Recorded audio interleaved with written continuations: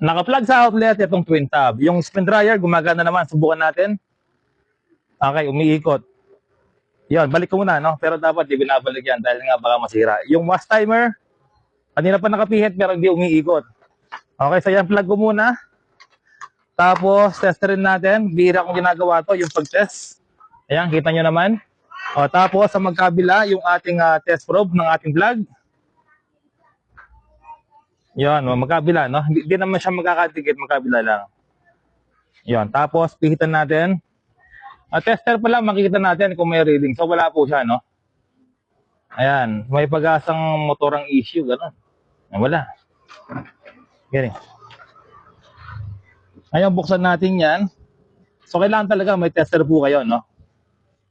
Para malaman natin kung may reading o wala yung isang motor.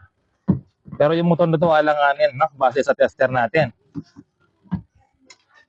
Balik ko muna. Tapos, alisin ko. Okay, dahil ganun na reading ang tester ng ating motor, motor na, yung unang test natin. Paano nga ba? Ito, kalasin natin. Hanapin yung motor. Ito yung motor supply. Tapos yung common nakalagay sa plug. Ito yung plug na sinasabi ko, no? Ayan, yung plug nakalagay. Meron 2 wire yan. Yung black tsaka white. Ito yung ating white. Malapit siya. Ito yung white. Ito yung umakyat sa mismong spin tsaka wash timer. Ito, yung dalawang white na to, separated. Tapos itong black na to, ito yung nagpunta sa common ng washing machine at common ng spin dryer, yung kulay black. Ito, so napakalinaw, no? Ngayon, ito yung ating common, yung black. Tapos, ito yung dalawang linya ng capacitor ng washing machine, yung red tsaka blue. O ngayon, ganun pa rin, naka times 1K tayo. Ayan, nakakapulupot na. Ayan, tapos, i-short ko na dito. Yan, dalawa. Tapos yung red, blue, tig-isa-isa lang, no? Pasok natin. Okay, may reading. Ayun na sinasabi ko. Ayan, may reading din, no? So, parehong may reading. Ngayon, gagawin natin, okay naman yung motor, no? Sa ngayon. Pero, iba-bypass natin. Paano nga ang pag-bypass? So, ganito lang, no? Kasi kung bubuksan pa to, sobrang daming tornilyo, lahat to alisin, nakapaikot, hindi katulad ng iba, ay dyan lang binabaklas yung taas. Okay, so bypass ko muna para malaman natin kung iikot yung kanyang washing machine, no? So pag bypass, ganito lang, putulin ko yung dalawang wire.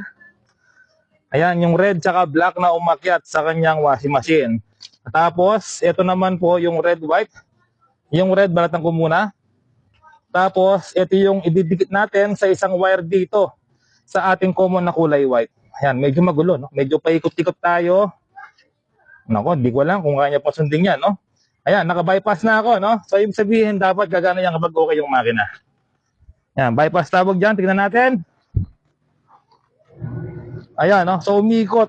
So, possible timer ang problema. Kita mo, umikot. Live na. Ayan, so umikot yung washing machine, bypass natin, no? So, ibig sabihin, hindi na connected sa mismong wash timer. Ayan, umikot siya ng clockwise. Ngayon, counterclockwise naman. Paano? So, alisin ko yung red, tapos yung blue naman. Ilalagay po sa common. Ayan, kaya dapat, napaka-importante po, no? Na alam niyo po yung common ng isang wash timer at common ng ating motor.